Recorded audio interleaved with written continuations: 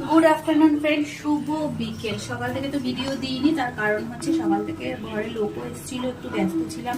তার ছাড়াও এমনিতেও এসি চিমনি এগুলো সব আজকেই সার্ভিসিং করতে চলে এসেছি। তো যখন কাজ পড়ে তো একদিনে সব পড়ে, তো ওই নিয়ে ব্যস্ত ছিলাম আর ইচ্ছা করে ভিডিও দিইনি। তার মধ্যে আজকে হচ্ছে বুদ্ধ পূর্ণিমা। আমার সমস্ত বন্ধুদের জানাই বুদ্ধ পূর্ণিমার শুভেচ্ছা ও ভালোবাসা।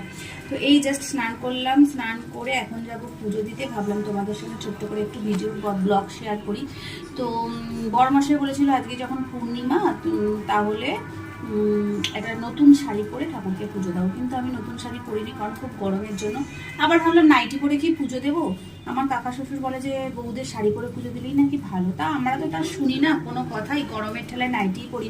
তো ভাবলাম এই শাড়িটা ধোয়া, তা বলো এই শাড়িটা পরে আমাকে কেমন লাগছে অবশ্যই কমেন্ট করে জানিও, ঠিক আছে? তো চলো ঝটপট পুজো দিয়ে নি। পূর্ণিমা আছে, পূর্ণিমা 9টা 9:30 অবধি আছে। আর আজকের মেনু হলো পোলাও